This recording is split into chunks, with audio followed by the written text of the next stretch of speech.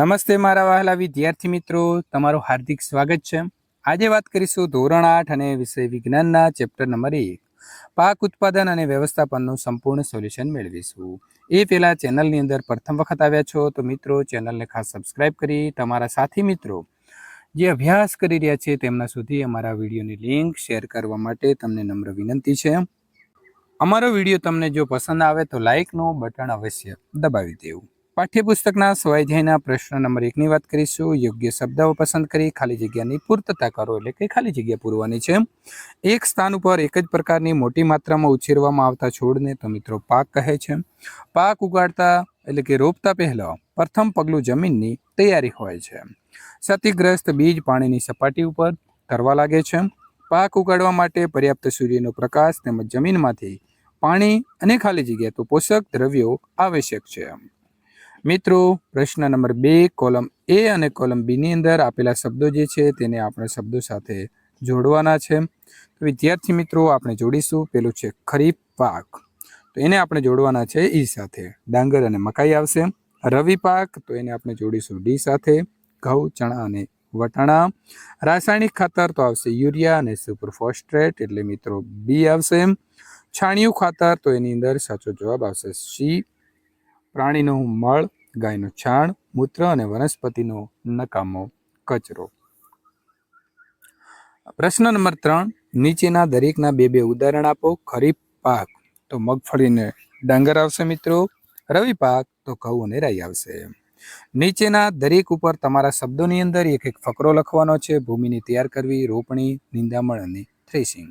તો ભૂમિને કેવી રીતે તૈયાર કરવી? તો પાક રોપતા પહેલા ભૂમિને તૈયાર કરવી એ પ્રથમ ચરણ છે. આ માટે જમીનને હળ વડે ખેડવી પડે છે અને જમીન ખેડવાથી પોચી બને છે. માટી ઉપર નીચે થાય છે અને તેના લીધે પાકના મૂળ ઊંડે સુધી જઈ શકે છે અને મૂળને શ્વસન કરવામાં સહાય મળે છે. વળી પોચી માટી જમીનમાંથી અળસિયા અને સૂક્ષ્મ જીવોની વૃદ્ધિમાં સહાયક તેઓ સેન્દ્રિય દ્રવ્યો જમીનમાં ઉમેરે છે. ખેતરમાં માટીના ઢેફા હોય તો તેને સમારની મદદથી ભાગીને નાના બનાવી શકાય છે. વળી તેનાથી જમીન સમતળ બને છે. સમતળ જમીન વાવણી અને સિંચાઈ માટે આવશ્યક છે. કેટલીક વખત જમીનને ખેડતા પહેલા કુદરતી ખાતર પણ ઉમેરવામાં આવે છે. વળી જમીનની અંદર બીજ રોપતા પહેલા જમીનને પાણી આપવામાં આવે છે. આ રીતે તૈયાર કરેલી જમીન વાવણી માટે યોગ્ય બને છે. પ્રશ્ન નંબર 2 રોપણી. રોપણી એટલે કે વાવણી પાક ઉત્પાદનનો સૌથી મહત્વનો તબક્કો છે.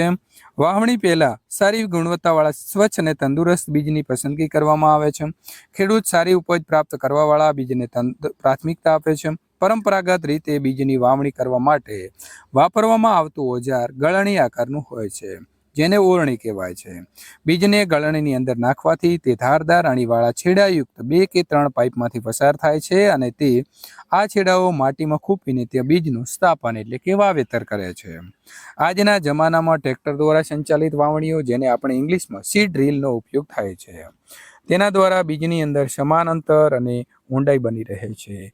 વળી બીજા માટીની અંદર બીજ ઢંકાયેલા રહે છે. સીડ ડ્રીલ દ્વારા રોપણી કરવાથી સમય અને મહેનત બંનેનો ખૂબ બચાવ થાય છે અને મિત્રો વાવેતર પણ સારું થાય છે. નિંદામણ તો નીંદણને દૂર કરવાની પ્રક્રિયાને નિંદામણ કહે છે. નીંદણ દૂર કરવું આવશ્યક છે અને ખેડૂત નીંદણને દૂર કરવા વિભિન્ન પદ્ધતિઓ અપનાવે છે. નીંદણ દૂર કરવા વપરાતું સાદું ઓજાર ખુરપી છે. સમયાંતરે ખુરપી, અહીં મિત્રો ખ છે, તમારે સુધારી અને ખ કરી દેવાનો છે. ખુરપી વડે નીંદણને જમીન નજીકથી કાપવામાં આવે છે. કેટલીક વાર હાથ વડે નીંદણને મૂળ સહિત ઉખેડી લેવામાં આવે છે. વળી પાક ઉગાડતા પહેલા ખેતરમાં ખેડ દ્વારા પણ નીંદણ દૂર કરવામાં સહાયતા મળે છે. એનાથી નીંદણ ઉખડી જાય છે અને સુકાઈને મરી જાય છે અને માટીમાં ભળી જાય છે.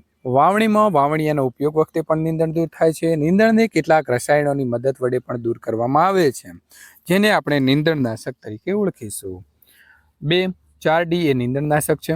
ખેતરમાં તેનો છંટકાવ કરવાથી નીંદણનો નાશ થાય છે, પરંતુ મુખ્ય પાકને નુકસાન થતું નથી. નીંદણનાશકને પાણીમાં યોગ્ય પ્રમાણમાં ભેળવીને એની મદદથી ખેતરમાં છંટકાવ કરવામાં આવે છે. થ્રેશિંગ પાક જ્યારે પૂર્ણ પરિપક્વ થઈ જાય ત્યારે તેની કાપણી, જેને આપણે લણણી કહીશું, તે કરવામાં આવે છે. કાપવામાં આવેલા પાકમાં બીજ કે દાણા કણસલામાં હોય છે. કણસલામાંથી દાણા છૂટા પાડવાની ક્રિયાને થ્રેશિંગ કહે છે. આ માટેનું યાંત્રિક સાધન થ્રેશર છે. વળી લણણી કરવાનું હાર્વેસ્ટર અને થ્રેશર બંનેનું સંયુક્ત સ્વરૂપ કમ્બાઈન મશીન છે. તેના દ્વારા લણણી કરી શકાય છે અને તેના દાણા પણ છૂટા પાડી શકાય છે.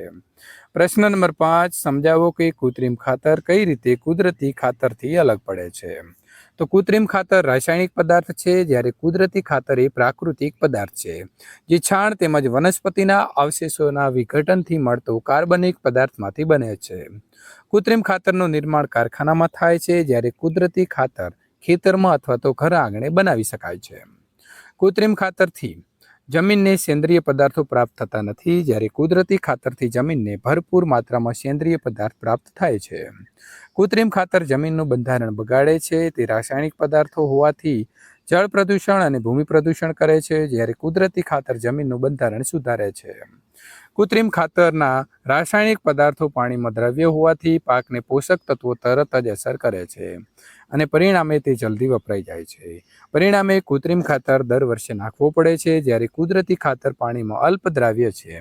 તે એકવાર નાખ્યા પછી 2-3 વર્ષ સુધી તેના પોષક તત્વો જમીનમાં રહેતા હોય છે. આથી કુદરતી ખાતર દર વર્ષે નાખવું પડતું નથી. સિંચાઈ એટલે શું? પાણી બચાવતી સિંચાઈની 2 પદ્ધતિઓનું વર્ણન વિદ્યાર્થી મિત્રો આપણે અત્રે કરીશું. તો સમયાંતરે ખેતરમાં પાકને પાણી પૂરું પાડવાની ક્રિયાને સિંચાઈ કહે છે. સિંચાઈનો સમય અને માત્રા દરેક પાક, જમીન અને ઋતુ પ્રમાણે મુજબ જુદા જુદા હોય છે. સિંચાઈની પરંપરાગત રીતોની અંદર પાણી વધુ પ્રમાણમાં વપરાય છે, જ્યારે કેટલોક વ્યય થાય છે. આધુનિક સિંચાઈ પદ્ધતિઓ વડે પાણીનો બચાવ કરી શકાય છે. પાણી બચાવતી સિંચાઈની પદ્ધતિઓની વાત કરીએ તો ફુવારા પદ્ધતિ અને ટપક પદ્ધતિ છે. ફુવારા પદ્ધતિ પાણીનો કરકસરપૂર્વક ઉપયોગ કરવા માટે આ પદ્ધતિ વપરાય છે. તેનો ઉપયોગ અસમતલ જમીનની અંદર એટલે કે સિંચાઈ કરવા થાય છે.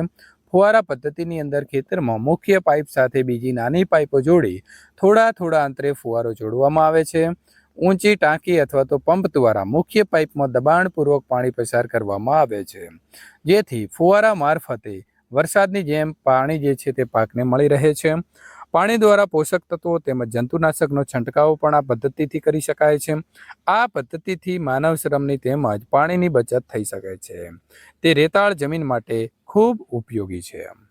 ટપક પદ્ધતિ છોડને ટીમ્પે ટીમ્પે પૂરું પાડતી જે પદ્ધતિ છે તેને આપણે ટપક પદ્ધતિ કહીશું.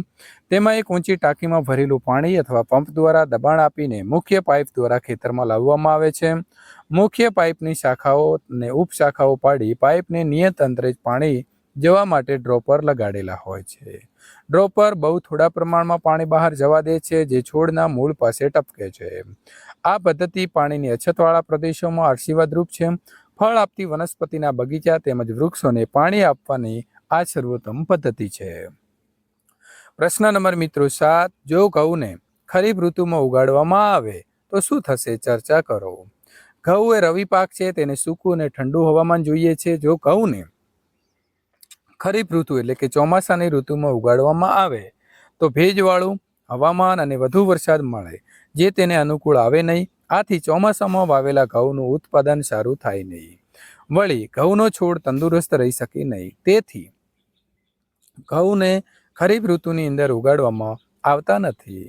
પ્રશ્ન નંબર 8, ખેતરમાં સતત પાક ઉગાડવાના લીધે જમીન ઉપર કઈ અસર જણાશે તે સમજાવો. તો ખેતરની અંદર સતત તમે પાક ઉગાડશો તો પોષક તત્વો ઓછા થતા જાય છે. આથી જમીનની જે ફળદ્રુપતા છે તે ઘટે છે અને આવી જમીનની અંદર પાક ઉગાડવામાં આવે તો પાક ઓછો અને નબળો પ્રાપ્ત થાય છે. નીંદણ એટલે શું? આપણે તેનું નિયંત્રણ કેવી રીતે કરી શકીએ? તો ખેતરમાં કેટલાક બિનજરૂરી છોડ કુદરતી રીતે પાકની સાથે ઉગી નીકળે છે. આવા બિનજરૂરી છોડને આપણે નીંદણ કહીશું. નીંદણને દૂર કરવાની ક્રિયાને નિંદામણ કહે છે. નીંદણ દૂર કરવું જરૂરી છે. ખુરપી સાધન વડે નીંદણ દૂર કરવામાં આવે છે. વળી જમીન ખેડતી વખતે હળ ફેરવવાથી નીંદણ નાશ પામે છે, તેમજ વાવણી કરતી વાવણીયા દ્વારા પણ નીંદણ દૂર થાય છે. નીંદણ દૂર કરવા માટે 2,4-D રસાયણનો ઉપયોગ કરવામાં આવે છે. તેનો છંટકાવ નીંદણ ઉપર કરવાથી નીંદણ નાશ પામે છે અને મુખ્ય જે પાક છે તેને નુકસાન થતું નથી. વિદ્યાર્થી મિત્રો, અહીં બોક્સમાં યોગ્ય ક્રમમાં ગોઠવો, જેથી શેરડીનો ઉત્પાદન માટેનું રેખાચિત્ર જે છે તૈયાર થઈ જાય. તો સૌથી પહેલા આપણે આ પ્રકારે ગોઠવીશું. જમીન તૈયાર કરવી, ખેતરને ખેડવું, રોપણી, ખાતર આપવું, સિંચાઈ, લણણી અને પાકને ખાંડના કારખાનામાં મોકલવો. વિદ્યાર્થી મિત્રો, નીચે આપેલા જે સંકેતો છે તેની મદદથી આપેલા શબ્દ કોયડા અને અંગ્રેજી નામ વડે પૂર્ણ કરવાના છે. પાકને પાણી આપવું, બરાબર છે, તો એને કહેવાશે ઇરિગેશન. પાકના દાણાને લાંબા સમય સુધી વ્યવસ્થિત સ્થિતિમાં રાખવા. વનસ્પતિ કે જેને મોટા પાયે ઉછેરવામાં આવે છે તો તેને ક્રોપ કહીશું. તો વિદ્યાર્થી મિત્રો, મશીન કે જે પરિપક્વ પાકને કાપવા માટે વપરાય છે તો હાર્વેસ્ટર છે. તો વિદ્યાર્થી મિત્રો, 3 નંબર ઉપર આપણે હાર્વેસ્ટર લખ્યું છે. રવિ પાક કે જે એક કઠોળ છે અને ભૂસામાંથી દાણાને છૂટા પાડવા માટેની જે પદ્ધતિ છે. તો વિદ્યાર્થી મિત્રો, અહીં 1 નંબર ઉપર આપણે ઇરિગેશન છે. નંબર 2 ઉપર સ્ટોરેજ છે.